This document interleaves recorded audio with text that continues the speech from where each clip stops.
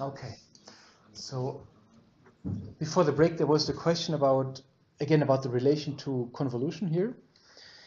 And so Q, in the box equation here, Q is equivalent to a convolution operator, and the identity matrix is equivalent to a trivial convolution operator. And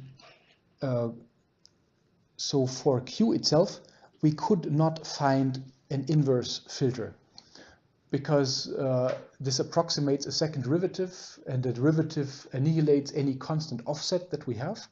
So it is fundamentally impossible, once you've taken a derivative or a second derivative of a signal, it's impossible to reconstruct the original signal because you've lost the constant offset. But thanks to us adding a little bit of a diagonal element here, the operator actually does become invertible, and one could use convolution with the inverse filter of this to find Z.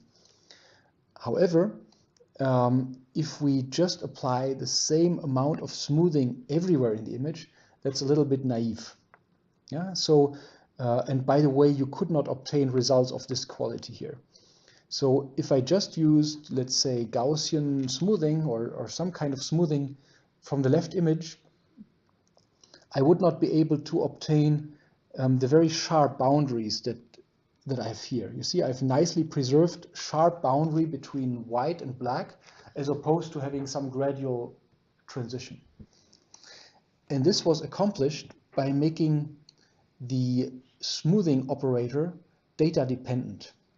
Yeah, so in this example image here, it's not the same edge weights that were used everywhere in the image, not the same +1 and edge weight throughout, but instead, and that brings us to conditional Gaussian Markov random fields, instead the smoothness operator here was made a function of the observations x.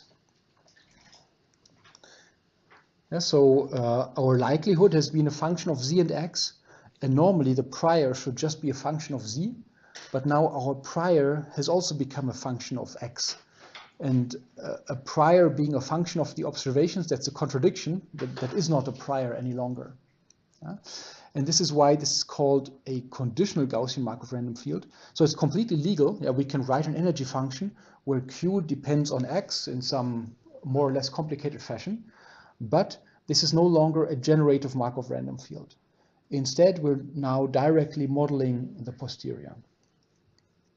And in computer vision, this generalization has been hugely successful just because it gives us more modeling freedom.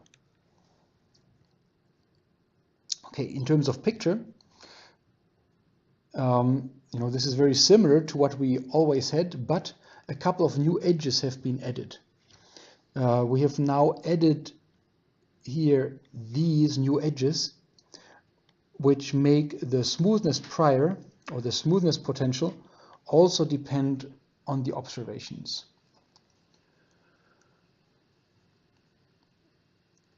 And at that stage, Q is no longer equivalent to a simple convolution operator, and at that stage I really need to use the backslash operator or something like it, as opposed to simply convolving with the inverse filter.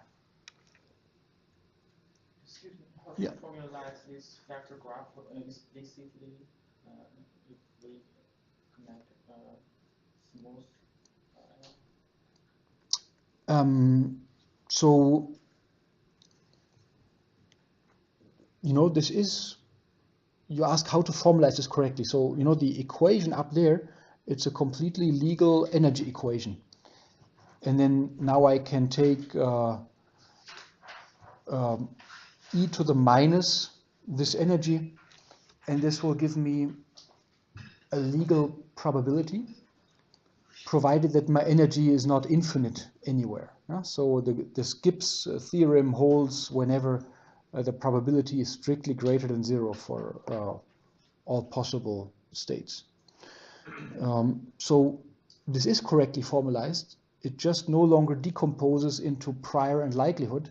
This now directly models the posterior. And for the likelihood, because you said it's not Gaussian, for the prior, it's not Gaussian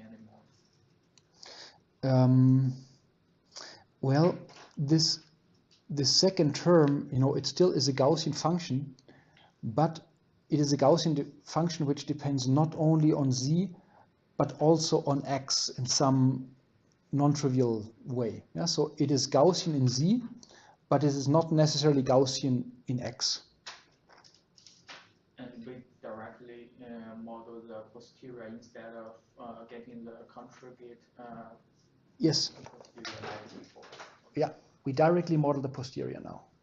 Mm-hmm.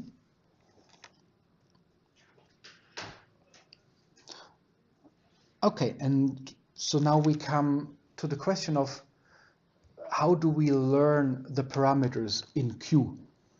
Yeah, so in words, going back to this image, we would like to have a function which analyzes the local image content, and if this function thinks that there is a real boundary here, then the smoothing should be switched off.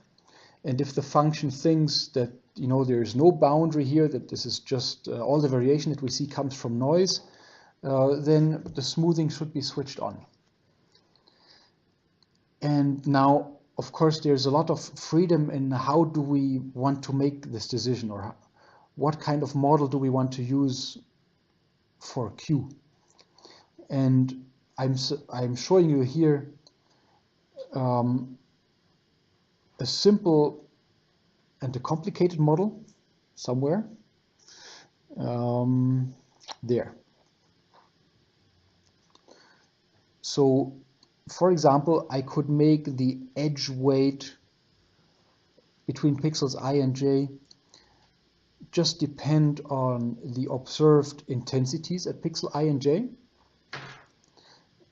And then I could say my parameter just steers how this edge weight decays with increasing distance between my observations. So what this formula here says is that if the values are similar, then we will make the smoothing strong, and if the observations are dissimilar, we will make the smoothing weak. And theta just steers how strongly this, in this case it's a Gaussian kernel here, how strongly it decays with increasing distance between the observations. Now this would be very low tech, and this is something that people have been using for 15 years or so. And now but in general, this is here just some function of my observations and the parameters. And nowadays we would still use a function of observations and parameters, but instead of this being a single, univariate kernel, we now use a neural network. And in the previous equation, theta was a single scalar number, and in the neural network, theta are 1 million parameters that we need to learn. So this is the modern age. Okay. So how do we now find the good parameters? A good possibility is to use loss-based learning. So on the top, you see again the energy function. So whenever this energy function is quadratic in Z, we can say that this is a conditional Gaussian Markov random field. And I'm going to call Z star the map solution. So this is the minimizer of this energy with respect to Z given X. And then we can write down a loss function which compares the true output that is desired for a given input X with the estimated output Z star. And now we want to minimize this loss with respect to the parameters. And one way to do so is by using gradient descent. So I'm saying that That's what you see at the bottom. I'm finding new parameters, theta t plus 1, by starting from the old parameters, theta t, minus magic step size times the gradient of the loss with respect to the parameters. And now comes the single tricky thing, yeah? Because the loss does not directly depend on theta, but indirectly through this map solution. So we need to use the chain rule. We differentiate, so the derivative of the loss with respect to a parameter theta I is given by the product of two terms. The first term is the derivative of the loss with respect to the optimum solution. And the second one is then actually the partial derivative of the optimum solution with respect to the parameter of interest. So in fact, here I should have written theta I.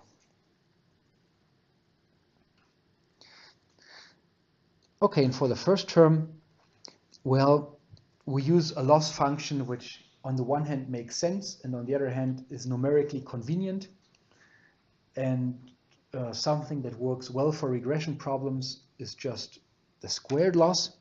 So we penalize squared deviations between the desired output y and the output that I found from my conditional Markov random field z star.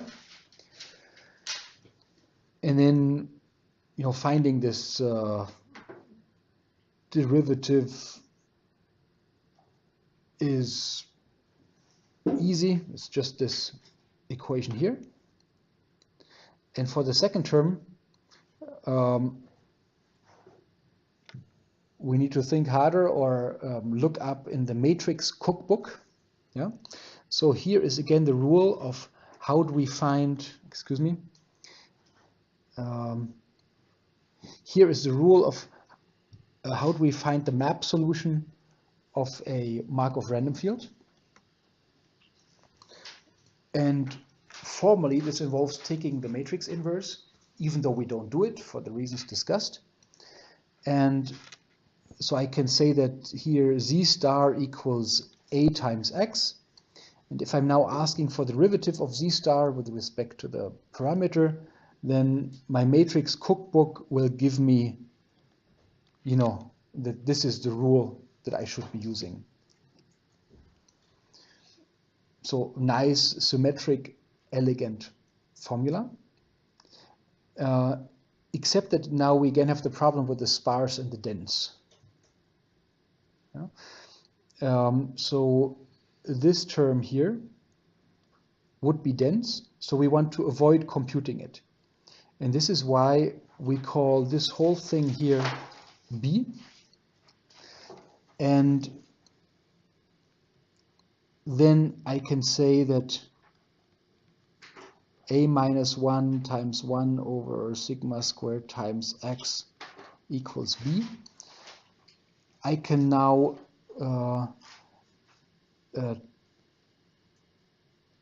to find this, I can now, here multiply from the left by a, and multiplying from the left by a gives me this equation here, which I can now solve for b with the backslash operator. So x was given, a was given. With the help of the backslash operator, I find b. Then this thing here is again sparse.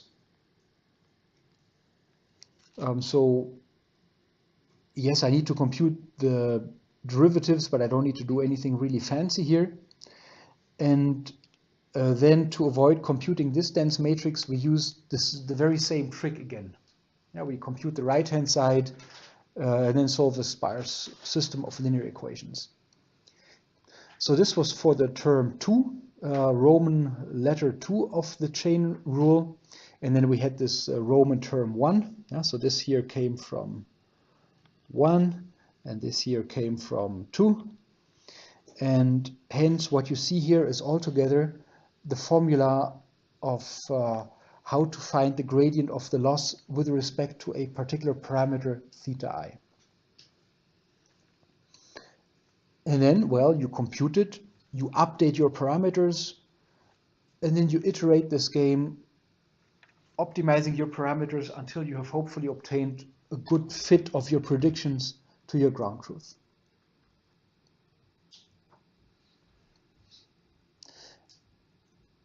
And this is now the first model in the course for which we have now truly discussed how to do the learning of the parameters. In the discrete MRF, we really only discussed inference, and I avoided the question of how do we learn the parameters, because it's a bit trickier than for the continuous model here.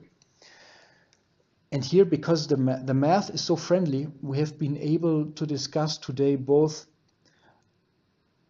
how to do inference, so how to find the most likely posterior solution. And finding the most likely posterior solution happens by just finding the solution to this boxed system of equations. And we have been able, by just using the chain rule, to see how we compute the gradient of the loss with respect to a parameter.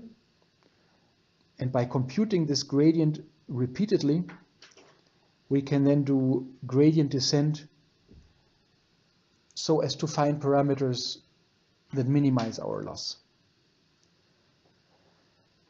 And this is used as a subroutine for more complicated models. So for example, a very recent one would be a paper that combines this with neural networks and so on and does a bit more than what we just discussed. This would be the so-called OptNet. Or sometimes Gaussian prior is just not what you want. Yeah, so if you look at natural image statistics, you often find that the distributions are heavy-tailed. They don't look like Gaussian. So what you can do instead is that you approximate a heavy-tail distribution, which I'm now hard-pressed to sketch. You can approximate a heavy-tail distribution as a sum of several Gaussian distributions. And so on. This is something that is happening in the field of expert model. And so something that you do to solve these in a method called half-quadratic splitting, for example, is that you solve these Gaussian Markov random field problems repeatedly to ultimately use a non-Gaussian model on your data.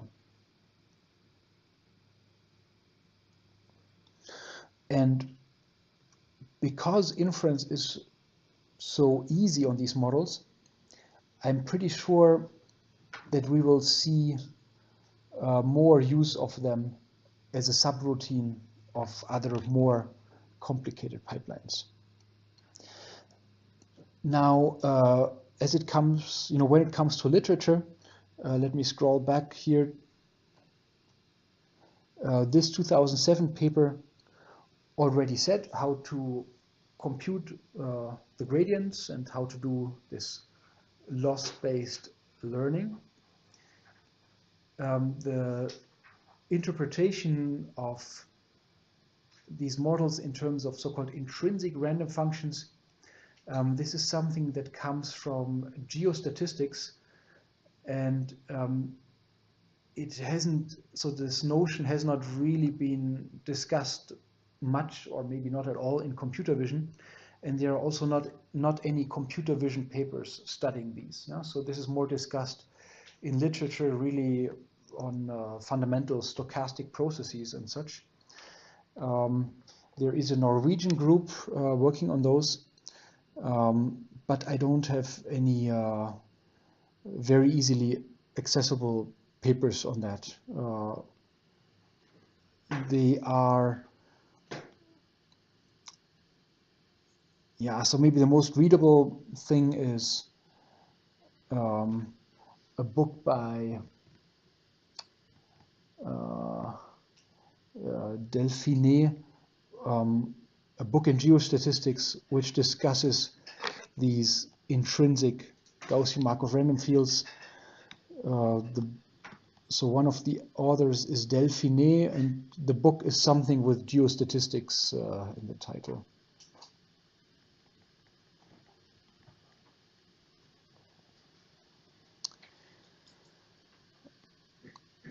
Okay, questions? Yes. I have a question about the whole training process. I mean, is that generally applicable? So do we just train that on a bunch of pictures and then we can use it on new pictures? Yeah. Okay. Yes. So so it will learn like what edges are, or like in that kind of way. Yes. So here I have omitted indices to say that we can have multiple training data. I've already used subscript to say what pixel are we talking about. So I could maybe use superscript to say we're now looking at the ith image. And then I would take some overall images here.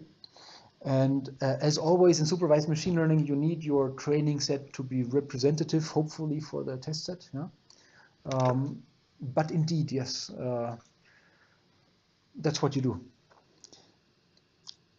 And by the way, so especially for the denoising of images, there are certain bounds on what low-level vision procedures can achieve, and the current procedures are very close to these bounds.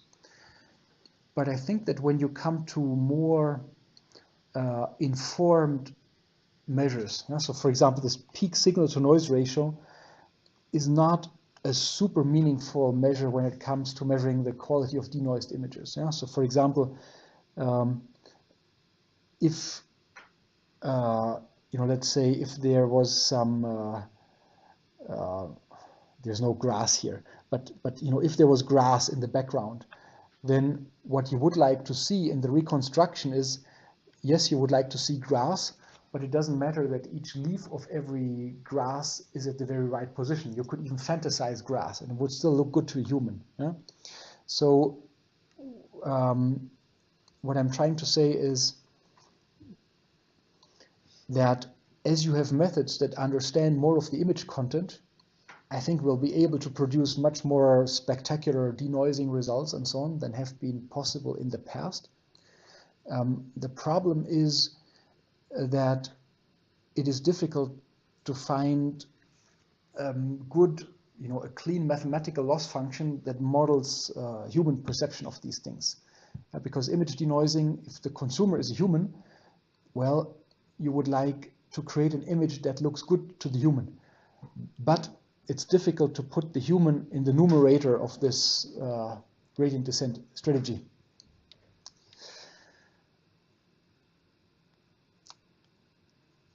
So, if I make this loss here the squared loss,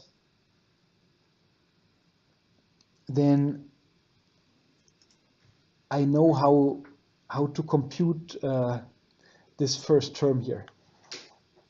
But if this is somehow a human perceptual loss, it's not clear what you would do at that position here.